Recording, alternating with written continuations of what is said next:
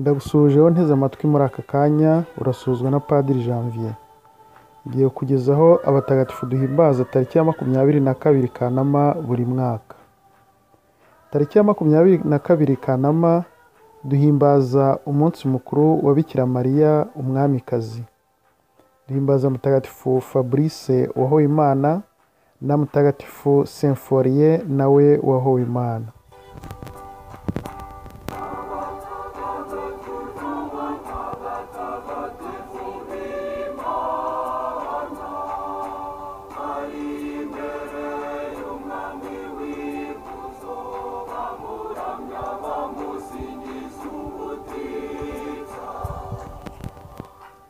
Ku munsi wa munani nyuma y'umunsi mukuru ujyanwa mu ijuru rya Bikira Mariya, Kiliziya ihimbaza umunsi mukuru w'iyimakazwa rya Bikira Mariya, umwamikazi w'ijuru n'isi.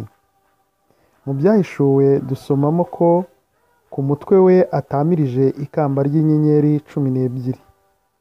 Bikira Mariya abengerana ikimenyetso cy'ukwizera guhamye, kandi akaba umuhoza w'imbaga y'Imana mu rugendo ruyigana.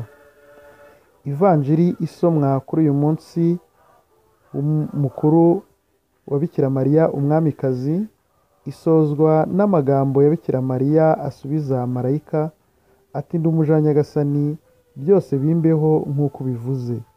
Ivanjiri ya Luka umutwe wa 1 umurongo wa 38. Kuva kera mu bisingizo bya Bikira Mariya, abakristo bakomeje kwiyambaza uwo mubyeyi nk'umwamikazi w'abamarayika, umwamikazi w'intumwa, umwamikazi w'abasokuruza. Ibyo rero nibyo Papa Piyo wa 12 yagendeyeho, maze mu mwaka w'1954 ashyira kuri kalendari uyu munsi mukuru wa Bikira Mariya umwamikazi, ukaba wizihizwa tariki ya 20 Kanama buri mwaka. Umunsi mwiza kubisunze Bikira Mariya umwamikazi, cyane cyane ibigo by'amashuri byitiriwe Bikira Mariya umwamikazi.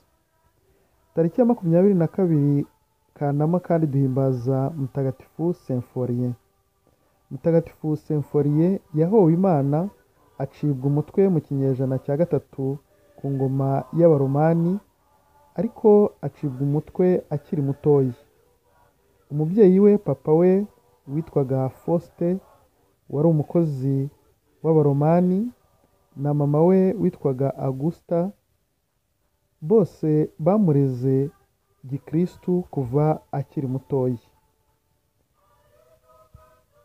Ubwo yaragiye guhorwa Imana, bamusabye gusenga ikigirwamana cyitwaga Sibel, maze arabihakana, ababwira ko we ari umukristu, nta yindi mana aramya uretse Imana yo mu ijuru. Nuko yanze kuramya icyo kigirwamana, bamucira urwo gupfa, baramukubita, baramufunga. Umunsi wo kumwica ugeze, bamujyanye aho bagombaga kumwicira, umubyeyi we mama we aho yarari arangurura ijwi cyane, aramubwira ati: "Mwana wanjye, komera ku kwemera. Ubuzima bwawe ntago ugiye kubwamburwa, ahubwo ugiye kubuhindurirwa ukundi, kandi ubwo ugiye guhabwa nibwo bwiza kurusha ubwo wari ufite ubu ngubu." Nuko Symphorien arakomera koko, acibwa umutwe ahowe Imana afite imyaka 20 y'amavuko. Umunsi mukuru ku bitwa ba Fabrice, abitwa ba Symphorien n'abisunze Bikira Mariya umwamikazi, cyane cyane ibigo by'amashuri. Naho ubutaha, na Padiri Janvier.